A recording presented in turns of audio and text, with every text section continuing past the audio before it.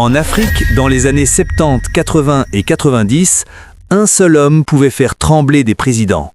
Un seul nom suffisait à instaurer le silence dans les réunions secrètes.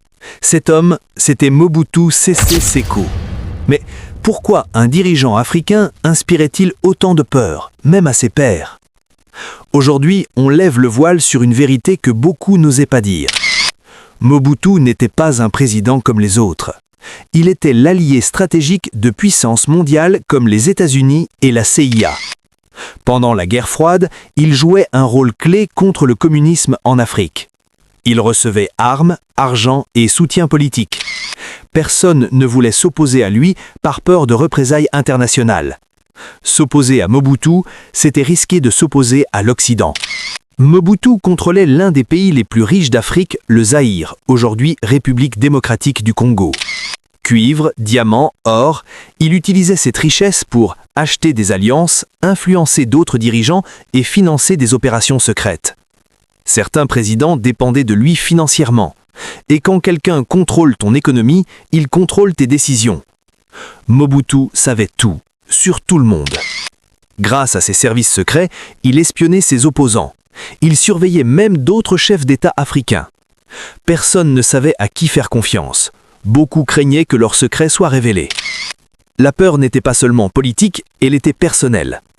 Mobutu ne pardonnait pas la trahison. Des opposants ont été emprisonnés, exilés ou pire. Après l'assassinat de Patricia Lumumba lors de la crise congolaise, le message était clair, le pouvoir de Mobutu était absolu. Et cela faisait réfléchir, même les dirigeants les plus courageux. Mobutu ne dirigeait pas seulement son pays, il influençait toute une région. Il intervenait dans des conflits africains, dans des décisions politiques d'autres pays et dans des alliances secrètes. Certains dirigeants africains cherchaient même son approbation avant de prendre des décisions importantes. Il était plus qu'un président, il était un faiseur de rois. Finalement, la peur de Mobutu venait de trois choses: son pouvoir international, son argent et son absence totale de limites. Mobutu ne criait pas toujours, il savait des choses. Grâce à ses services secrets, il collectait des informations sensibles, il surveillait les dirigeants africains, il accumulait des dossiers compromettants. Certains présidents savaient que Mobutu pouvait détruire leur réputation en révélant leurs secrets. Et dans la politique, un secret peut valoir plus qu'une armée. Le Zaïre, aujourd'hui la République démocratique du Congo, était extrêmement riche. Diamants, or, cuivre.